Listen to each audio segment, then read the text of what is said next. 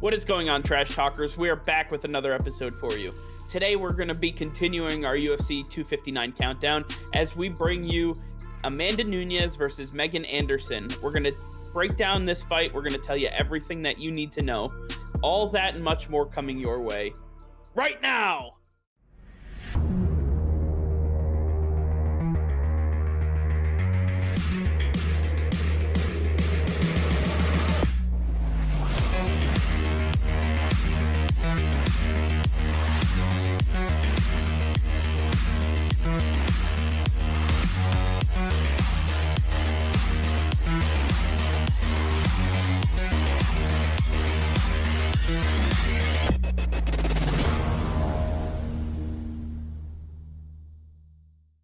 Nick, we are one day closer to Amanda Nunes, Megan Anderson, UFC 259.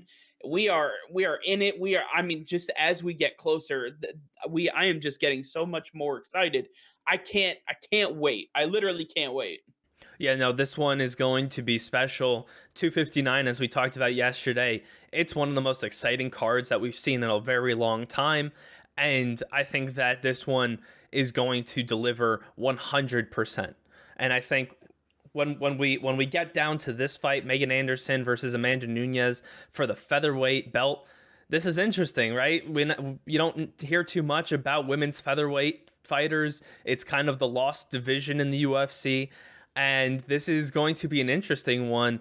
And in my opinion, I think if Amanda Nunes can secure the victory, I believe that this will be the final fight we ever see in the women's featherweight division in the UFC. I think that there just is not enough competition. They don't even have rankings for the division. The UFC is not trying to promote the division. I think they want to do away with it. Amanda Nunes is getting older. She wants to start building her family. She already has one daughter, and I think that she's almost about to call it quits, and the division's going to go with her.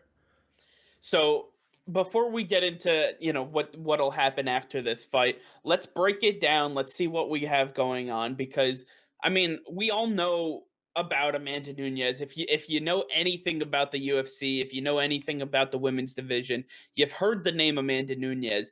So tell us a little bit about Amanda, but tell us more about Megan Anderson. I mean, Amanda Nunes, there's really not much else to say besides she's the greatest women's fighter of all time, bar none. There's no one that even comes close to her. You might say Valentina Shevchenko or Weili Zhang. Well, she beat Valentina twice. Weili's not in her weight class, so luckily for Weili Zhang, she never got to fight against Amanda Nunes. I think Amanda Nunes is just going to show us everything she has. She always does, whether it's standing up or on the ground. She is as dominant as it comes. She is elite at both, and there's nobody that can compete with her. Amanda Nunes is absolutely amazing. Megan Anderson, on the other hand, though, has not fought in over a year. Last time we saw her was pre-pandemic. It was in February of last year, and she won her fight, and that's why she's getting this title fight now. But she really has only had about 4 fights in her UFC career. She hasn't had a big fight that has made her a proven fighter. I think that just because of her size and her power, that is what has gotten her to where she is now. But she really is no competition for Amanda Nunes. Yeah, I'm not going to dive too deep into Amanda Nunes because we know so much about her, but I had to actually kind of go back and see more about Megan Anderson. As I mentioned every UFC video, you're our UFC guru, but I have to take a little more time to learn and understand about these guys or women in this instance. And the first thing that jumped out at me is she's 6 feet tall to Amanda Nunes being 5'8", which is a 4-inch difference. Now, obviously, that's not going to win you a fight being 4 inches taller, but it's definitely an advantage nonetheless. And then I'm taking a look at some of her fights here.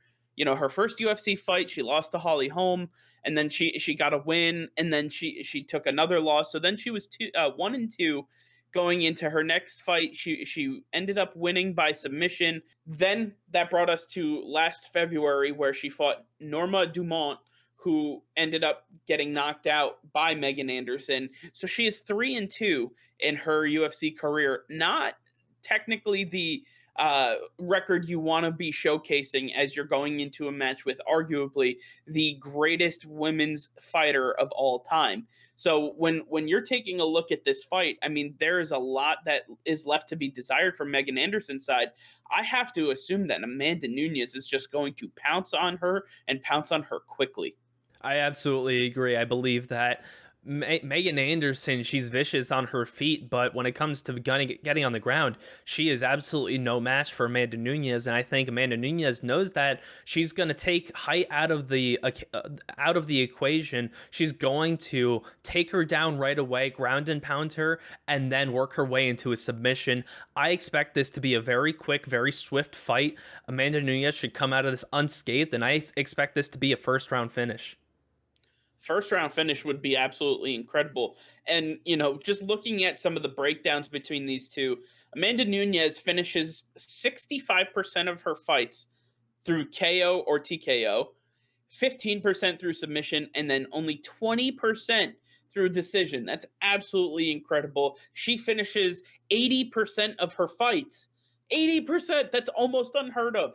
And Megan Anderson's percentages are pretty high as well. But again, she's only had 5 UFC fights to Amanda Nunes being the preeminent women's fighter in UFC history. So when we're taking a look at all of this and what we're breaking it down, I like to go to DraftKings Sportsbook. I like to take a look at the odds and see if there's a bet worth making here. Just taking a look, and I'm going to read it at in active time. Just going to refresh real quick. Amanda Nunes is minus 1,250, while Megan Anderson is plus 750. There is no money to be made on betting on Amanda Nunes. That's how much of a favorite she is. Because there, even Vegas is saying, you know what we understand where this is going to be, and Amanda Nunes is going to take it pretty easily. And most of your money, if you're planning on betting on this fight, I would definitely try to parlay it into other fights that you believe, because the money isn't here unless you're willing to, just throw caution to the wind and say, you know what, I'm gonna put $5 or $10, or if you're big ball and rolling, you want to put a couple $100 on Megan Anderson and see what happens. By all means, do it, because the numbers are definitely there to help you out. But at this point, it just doesn't seem like it's worth your time to bet on this fight, especially because everybody expects Amanda Nunes to come out on top.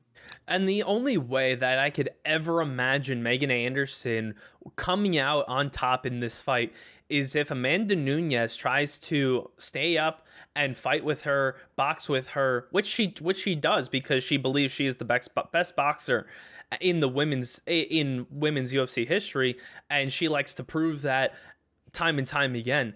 And I think that she's going to try to stand up with her. And I think, if anything, the reach for Megan Anderson will become a big factor at that point, and she could land some big shots and rattle Amanda Nunes. But Amanda Nunes has been rocked before. She's come back. That's when she then tries to grapple with you and bring you down to the ground. And she knows how to work her way out of difficult situations. So I fully expect, no matter what position Amanda Nunes is in this fight, she's still going to come out on top because she is just that damn good. Yeah, I absolutely agree. And Megan Anderson does have a 3-inch reach on her, a 2-inch leg reach on her. So there is a lot of length here. I already talked about the 4-inch height difference. There's a lot left to be, in between these two. But I want to say this, and I'll pose it as a question to you. Do you believe that not only do they get rid of the division, but that she ends up retiring in the octagon? I do believe that this could be the final fight of Amanda Nunes' career, because if we look back to last year when she fought, she did allude to the fact that she was about to retire then. Because that was when her daughter was just born. She didn't want to continue fighting. It looked like Dana White may have convinced her a little bit to stay for a little bit longer.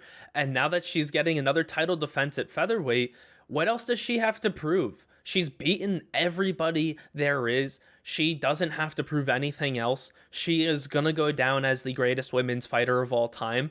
And I mean, I can't blame her if she decides, hey, this is my final fight. I'm going to go out on top. There's nothing else for me, and I'd rather be there with my family. I'd fully support her. Absolutely, and 100%. I mean, when you can go out on top of your craft, we recognize some of the best who have ever done it. Ray Lewis, linebacker for the Ravens, as you can see behind me. Peyton Manning, quarterback when he was with the Broncos, went out on top. Amanda Nunes is going to join that company. I mean, she is one of the greatest UFC fighters ever, men or women, and now she has a chance to end her career at 21-4, being the last women's featherweight champion in UFC history. Well, that's going to do it for now. Thank you all for watching, and make sure to like this video. Subscribe to the channel if you haven't already. Hit that notification bell. We go live every single day. That'll be all. Peace and love.